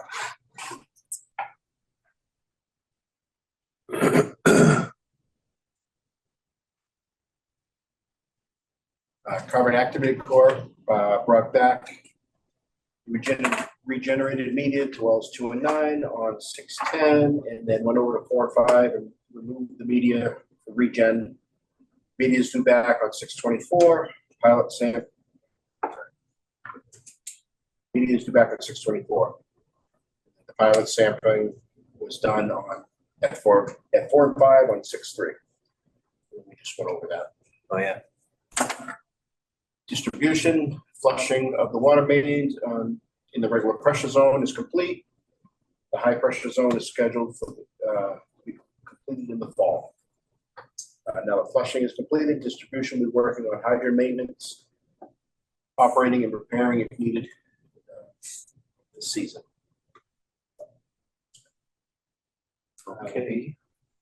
PFAS water main extensions, Gerard and Mulligan Road, the New Hampshire DS has accepted our request to award the contract for the PFAS water main extension, and the notice of award went out on June 12th to Bernice and Sons, Inc. We're still working on the details for the pre-construction meeting in the name of an informational meeting. Hopefully we'll be starting soon. The project will be starting soon. Farmer Mason Road project schedule approved by NHDS Friday, May 23rd. Advertisement for bids went out on Wednesday, June 4th. Pre-bid meeting was to be tomorrow at 10. We'll receive questions by Wednesday, June 25th by 4 p.m. Agenda will be submitted by Wednesday, July 2nd. Get 5 days. submit to DES 5 days. Any questions will be submitted prior to bid opening to DES for review. Bid opening on Thursday, July 10th at 2. And then that's for the Farmer Mason Road project. PFAS water main extension, St. Cobain. All work is complete. I know I've said it a couple times, but it seems like every time I say it, then pop in like that was done. It is actually all complete. And we had our CISA walkthrough on May 29th. We just received our report this past Friday from the walkthrough, and as soon as we can review it, I'll get that out to the board. I haven't had a chance to go through it yet. Get a work session together. Okay. That's all I have. Good. In all those bid documents on the water line extensions, is there like a duration of the construction that they're estimating at all? Is it a 6-month thing, a year thing? Just roughly There is a schedule. So it's a tighter schedule for the, I would say tighter schedule. There's a little bit more of a tighter schedule for the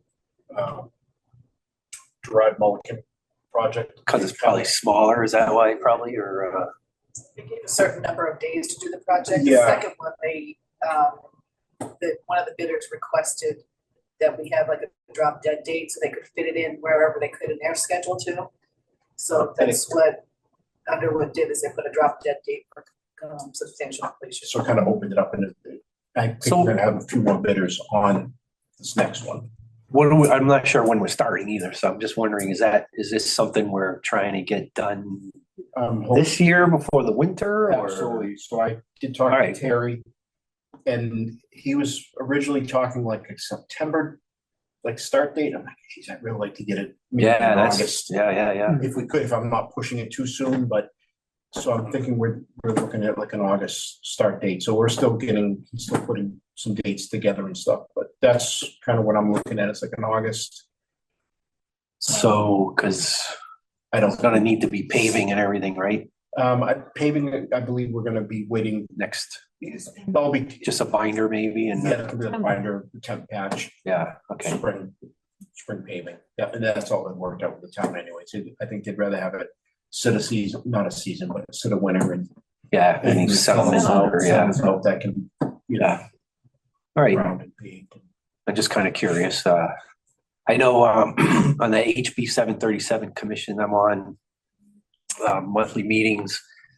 The DES always provides updates on the St. Cobain stuff because that's primarily what the commission's for.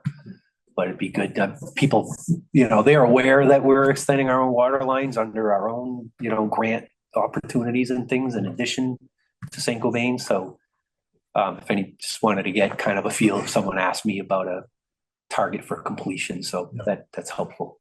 Yeah. And so I'm hoping even the Farmer Mason will start this year as well, this season as well. But so which one was awarded? The Gerard and Mulligan. Yeah. And then the other one is out for bid. Yes. Yeah. Okay. It's been advertised, and I just lost my train of thought when that would be July 10th is bid opening. Yeah, July. Okay. For my wife's birthday. Good. I remember that now.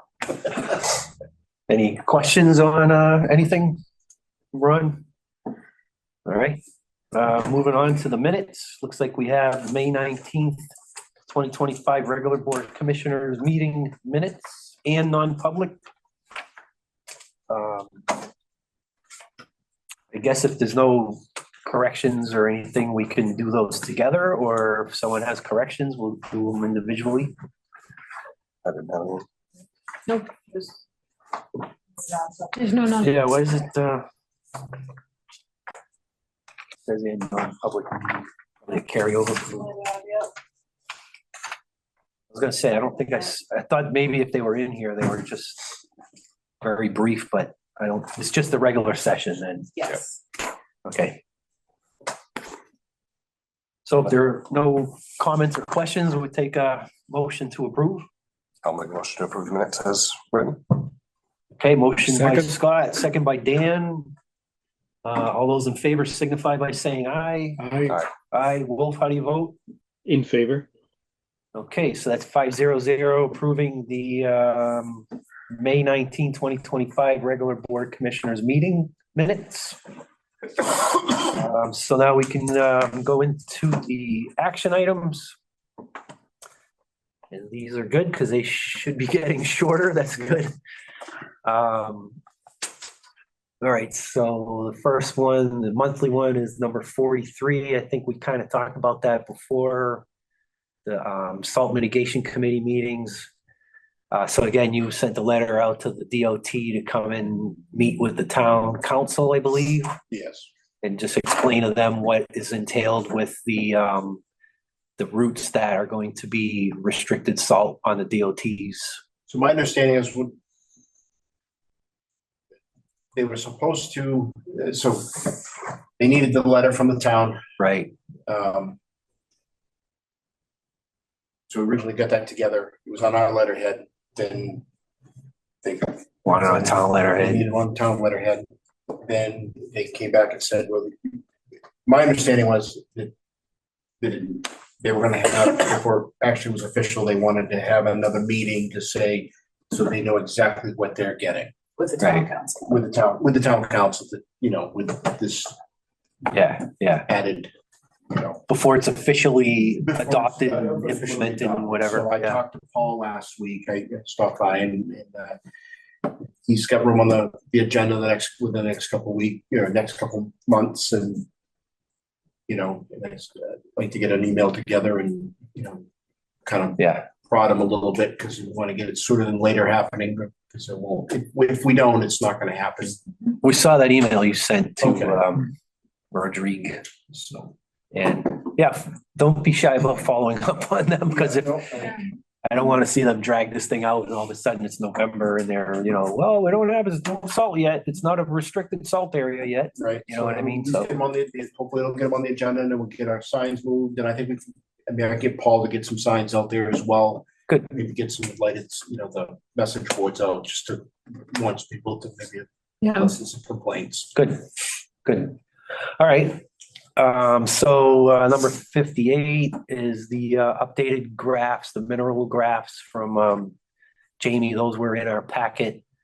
Doesn't look like things are changing much. I looked through them briefly. So hopefully our salt mitigation will start working and see an actual decrease in the salt levels would be nice. Let's see, number Want to move that? oh yeah, I'm sorry about that. Yeah, so June, the next quarter is September, is it? July, August, September, yep. So Dawn, if you want to move number 58, the last column, to September. The next June one is the salt sign. I think we'll probably kick that off for give it 2 months. Number 67? Yeah, you want to go back up to 59, it says wait for 85, which was completed, I believe, and 101 took its place. Where Was that about new software?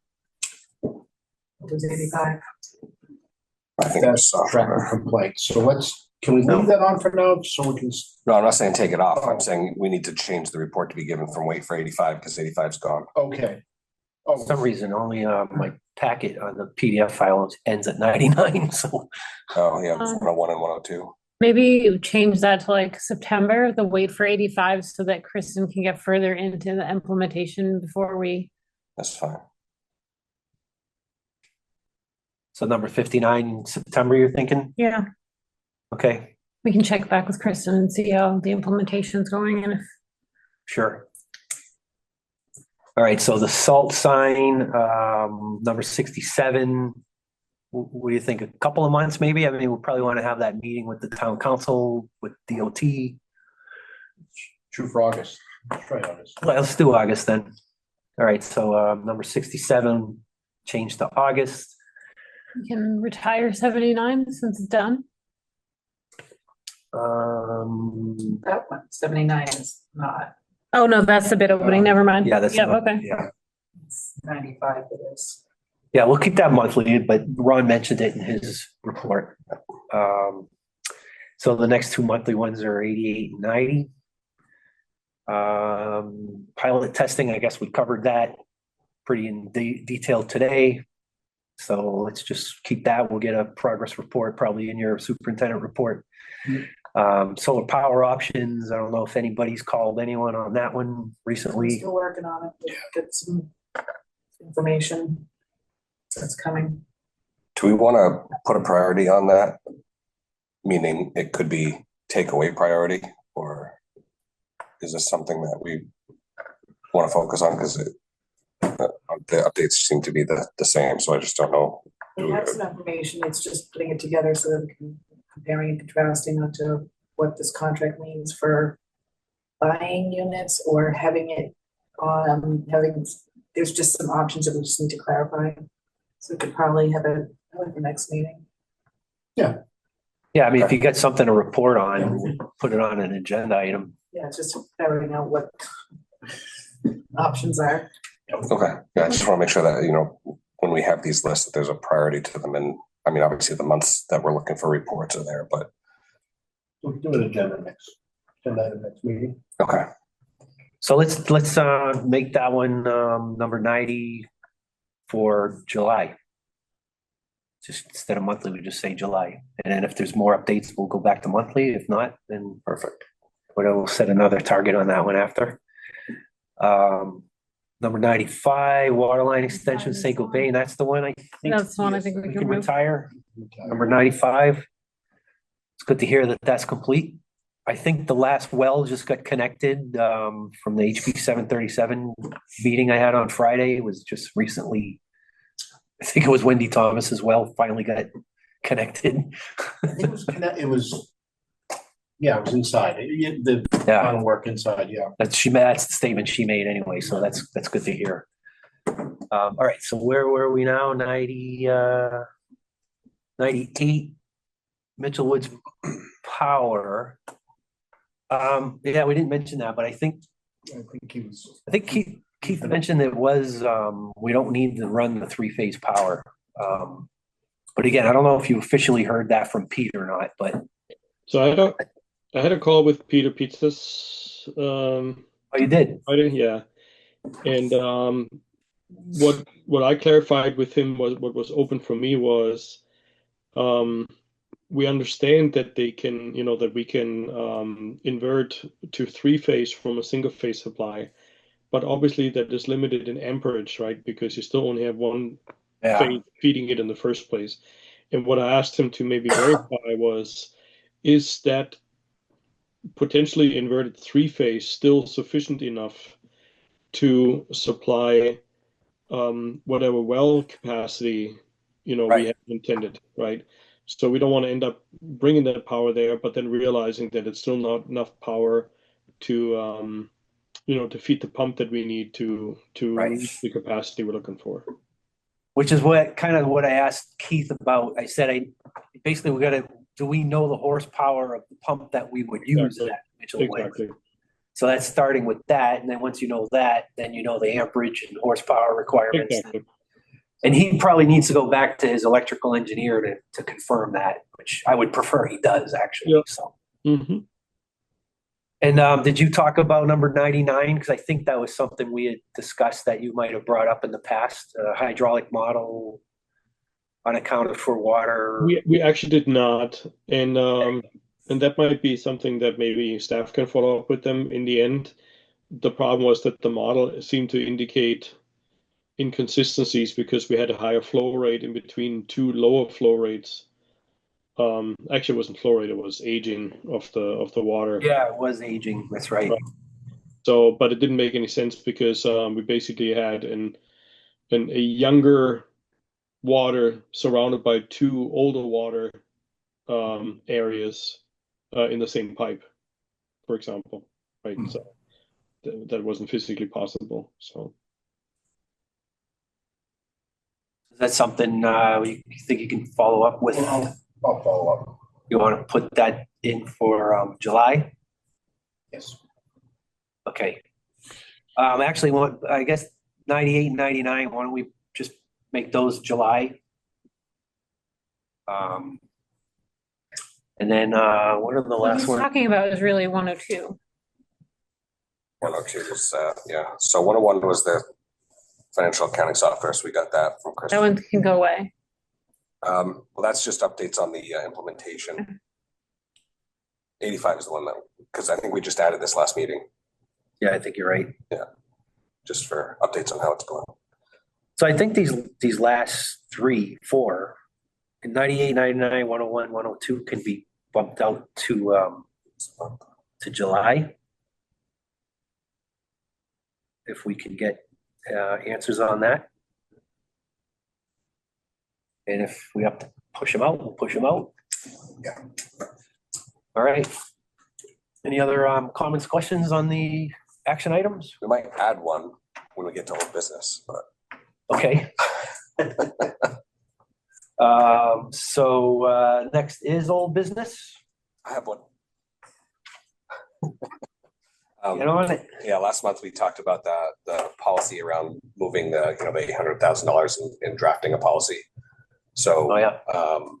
for this meeting, but obviously I know there's priority. So realistically, how quickly do we want to have that draft so that we can look at it when? She's already got a template. She does have- Okay. Looking at that. So safe to say for July, and do we want to put it on the action items to get that to completion, or do we just go?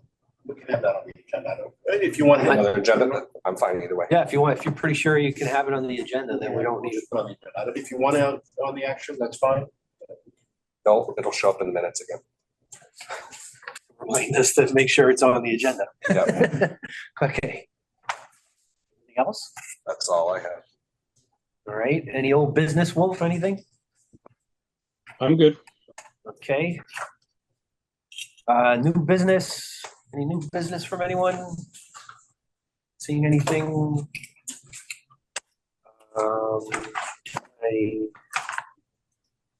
I wanted to, probably, I don't know if you guys all saw Jamie, Emery and Garrett's report on water level and conductivity in the monitoring wells and all that stuff. It was in the, it was in the same folder as the packet, but it was a pretty comprehensive report in there. And it did show monitoring well 3, which is right around here by Dunkin' Donuts. I think there was a estimated 1,100 chloride in. Historically, it's It not would- that high. It went from 300 to 1,100 from March to May is what I read. So that's the one that was kind of alarming. That's the one that was. Is that the one that was historically high? Yeah. So is that 1,100 not recent? I could be confused, but I thought that was one that we were originally talking about. That was 1,100. That maybe when that dropped down and came back up. I thought I read that this March it was 300 and then in May it went to 1,100, which is Take a look at it. concerning, but that we should be aware if that's the case. That's like defeating all of our attempts to try to mitigate the salt. Okay, You know what I mean? yeah. I was thinking it was the one that was, I'll take another look at it too. the one that we keep saying that it's the one that DOT, it's right out here. Yeah. The 1,100, the highest one we had out there. And then there was a comment about high pressure air being injected into the raw water pipes for wells 4 and 5 that's affecting the conductivity meter. Well, high pressure air in raw water pipes. I don't know, look into that. I didn't know what that was talking about. And then well 6, we're detecting chlorides estimated at 500 to 640 in March and April from the conductivity loggers at well 6. So just food for thought on well 6 with respect to other issues with well 6. That might be a concern about considering well 6 as a viable option at those levels. So that's it. Just wanted to kind of point those out. I don't know if we have any public or press on the line, if we can see here. This is over, yeah. 6-4. Nobody there, then I guess the next meeting is July 21st. And with that, I'll consider a motion to adjourn. Motion to adjourn. Motion by Scott. Seconded. By Wolf. I was gonna say nobody. All those in Scooby-Doo. favor signify by saying aye. Aye. Aye. Wolf, how do you vote? In favor. Favor. All right, thanks. It was a marathon, but we got through it. I appreciate it. And see you next month, Merrimack.